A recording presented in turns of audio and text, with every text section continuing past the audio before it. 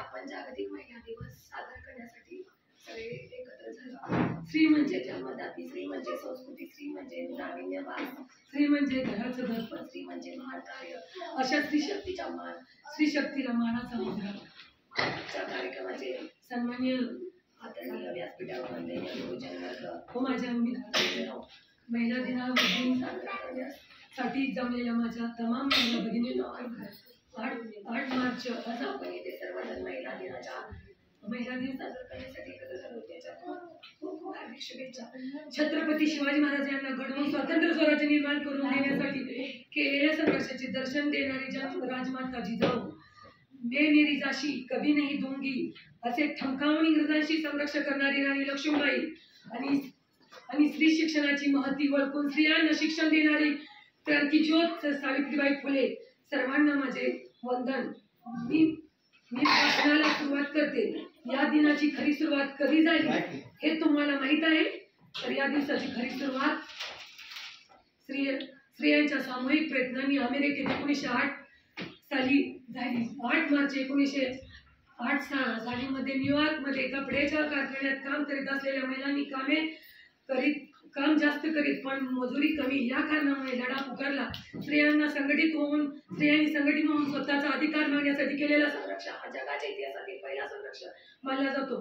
तुझी उत्तंग भरारी पुढे गगनहीन ठेंगणे बसावे, तुझ्या विशाल पंखाखाली विश्व ते सारे बसावे।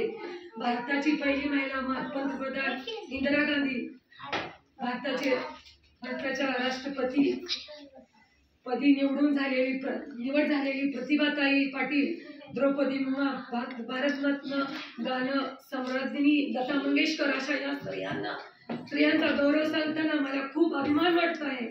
सलाम या नारी शक्तीला। प्रत्येक यशस्वी पुरुषा मागे एक स्त्री असते, स्त्रीचा हात असतो असे म्हटले जाते। याचा सिद्धांत उदाहरण स्त्री शिक्षणाची महती ओळखून स्त्री शिक्षणाचा वारसा हाती घेतलेले महात्मा फुले यांच्या पत्नी सावित्रीबाई फुले यांनी स्वतः शिकून वारसा हाती घेतला। डॉक्टर बाबासाहेब आंबेडकरांना शिक्षण घेताना त्यांची परीक्षा फी भरण्यासाठी त्यांची पत्नी रमाबाई यांनी कष्ट करून पैसे कमवले। अशा अनेक उदाहरणे पुरुषांच्या यशामागे स्त्रियांचे वाटा दर्शवितात। अशी ही आजही समाजात मुलींना जन्म देताना विचार केला जातो, मुलींचा तिरस्कार केला जातो, महिलांचा अपमान केला जातो। स्त्री पुरुष समानता ही समानता आचरणात आणायला हवी। प्रत्येक स्त्रीने समाजात स्वतःची ओळख निर्माण करीत आहे। निर्णय